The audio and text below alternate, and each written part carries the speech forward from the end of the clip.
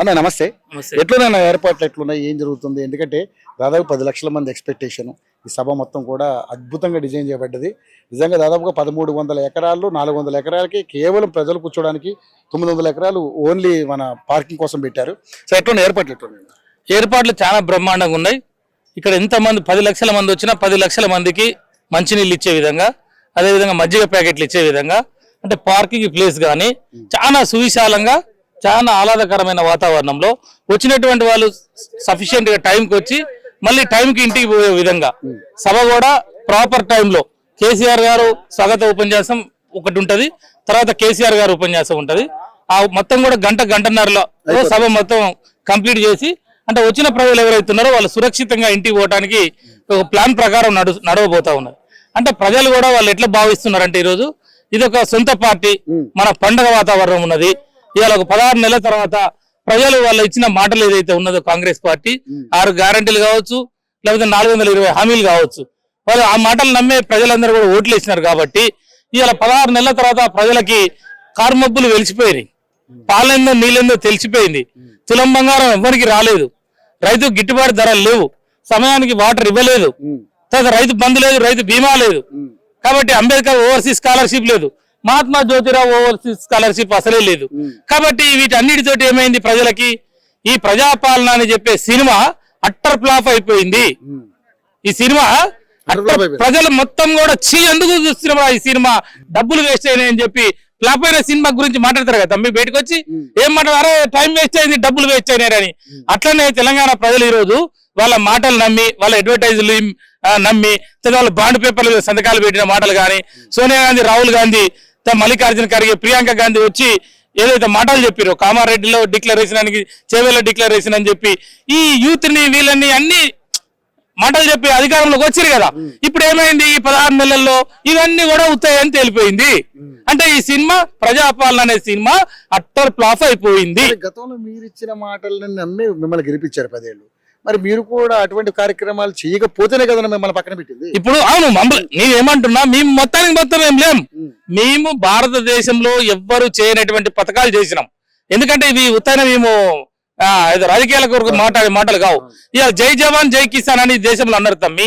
జై జవాన్ జై కిసాన్ లాల్ బహదూర్ శాస్త్రి గారు అన్నారు, కానీ రైతుల కోసం ఒక పథకాన్ని తీసుకొచ్చిన మనం చూడలేదు. భారతదేశంలో ఉన్న 29 ముఖ్యమంత్రులు, స్వతంత్ర భారతదేశంలో ఏ ముఖ్యమంత్రి కూడా రైతు గురించి ఒక పథకాలు కూడా తీసుకొచ్చి, ఇంత పెద్ద పథకాలు తీసుకొచ్చిన చరిత్ర లేదు. ఒక ఎకరాకు 10,000 రూపాయలు మనం ఇచ్చి, అదేవిధంగా రైతు చనిపోతే 5 లక్షల రూపాయలు వాళ్ళ రోడ్ల మీద పడొద్దని చెప్పేసి వాళ్ళ బతుకు గురించి, వాళ్ళ జీవన సభ్యుల గురించి, కుటుంబ సభ్యుల గురించి ఏ ముఖ్యమంత్రి ఆలోచించలేదు తమ్మి. కళ్యాణ లక్ష్మి పథకం కానీ, కేసీఆర్ కిట్టు పథకం కానీ, ఇవన్నీ మానవత్వంతో వచ్చినటువంటివి. కాబట్టి అంత మంచి పథకాలు తీసుకొచ్చారు, కానీ ఎంతవరకు అవి సఫలీకృతం అయ్యాయి అనేది కదా ఇక్కడ పాయింట్. అలా కాలేదని కాబట్టి మీకు మిమ్మల్ని పక్కన పెట్టి వాళ్ళకి కాలేదు అంటే అయినాయి. ఎందుకు చెప్తున్నాయి, మన 2014లో తెలంగాణలో ఎక్కడ పోయినా, ఒడే మారుమూల పల్లెల్లో పోయినా 2 లక్షలకో, 1,50,000కో, 3 లక్షలకో ఎకరం దొరికే భూమి after KCR, after BRS ruling ఇక్కడ ఏం జరిగింది, నీళ్లు వచ్చినాయి, కాళేశ్వరం ప్రాజెక్టు నీళ్లు వచ్చినాయి, తర్వాత పాలమూరు రంగారెడ్డి గాని, సీతారామ గాని, మనం నిధులు నియామకాలు అన్నాం కదా.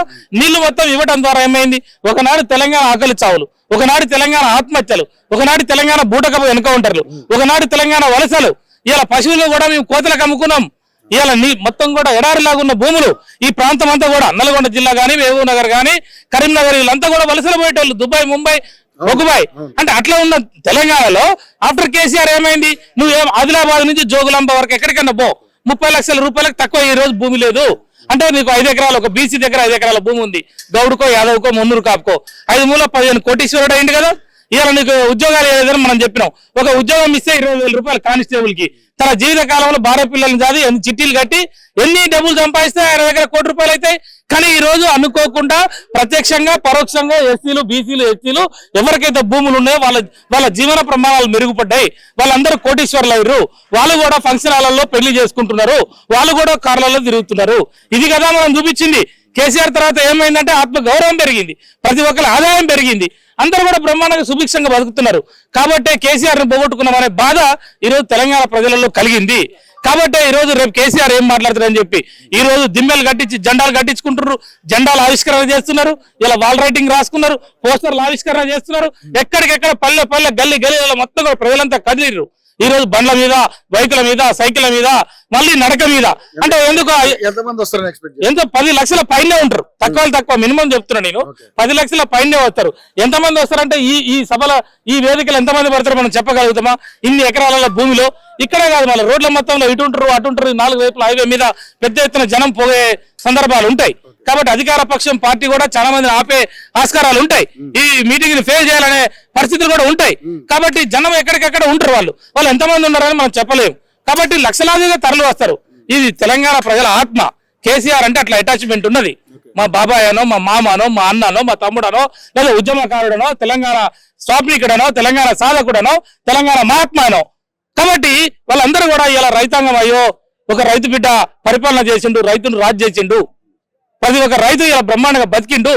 కానీ ఈ రోజు 400 మంది రైతులు చచ్చిపోయిరే 16 నెలల్లో, విద్యార్థులు చనిపోతున్నారే. ఈ సభ ద్వారా మళ్ళీ ఒక్కసారి తెలంగాణ సెంటిమెంట్ ని రగిల్చే కార్యక్రమం చేస్తున్నారా?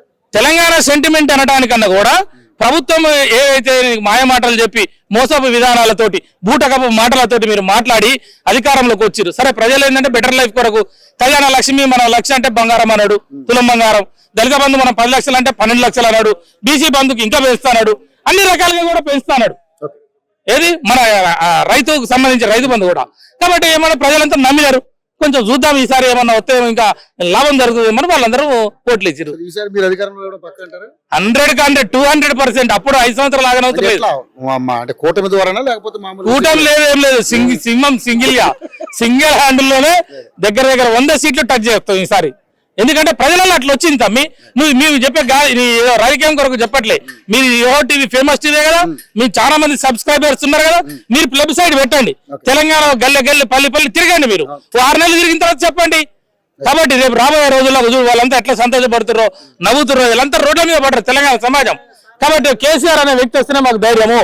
కేసీఆర్ అనే వ్యక్తి ఉంటే చాలు, మేము బ్రహ్మాండంగా కూడా ముందుకు పోతాం అనేది వచ్చింది. కాబట్టి ఇవాళ ఈ సభకి కల్వకుర్తి సభ, ఈ ఎలకతుర్తి సభ ఏదైతుందో, ఇవాళ అమెరికా నుంచి, హైదరాబాద్ నుంచి, మారుమూల పల్లెల వరకు ప్రజలందరూ కూడా లేచి కూర్చున్నారు, రేపు రాబోతున్నారు. కాబట్టి రేపు ఈ టైంకి జడ్జనకరి జరారే.